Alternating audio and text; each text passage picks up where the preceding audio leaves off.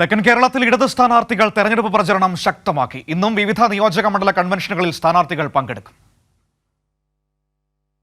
പത്തനംതിട്ട ലോക്സഭാ മണ്ഡലം ഇടതുമുന്നണി സ്ഥാനാർത്ഥി ടി.എം. തോമസ് ഐസക് അടൂർ ആറന്മുള നിയോജക മണ്ഡലം കേന്ദ്രീകരിച്ച് ഇന്ന് പ്രചരണം തുടരുന്നു. അടൂർ ഏഴംകുളത്ത് 700ഓളം കുടുംബശ്രീ പ്രവർത്തകർ പങ്കെടുക്കുന്ന യോഗത്തിലും ഐസക് പങ്കെടുത്തു.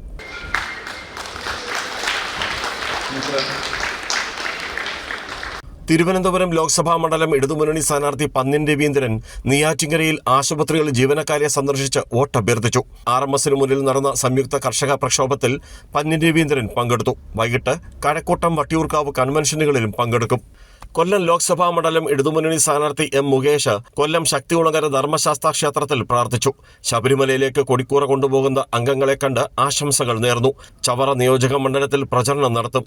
വൈകിട്ട് ചവറ ഇരവിപുരം നിയോജക മണ്ഡലം കൺവെൻഷനുകളിലും പങ്കെടുക്കും. തിരുവനന്തപുരം പത്തനംതിട്ട ബ്യൂറോകൾക്കൊപ്പം കൈരളി ന്യൂസ്, കൊല്ലം.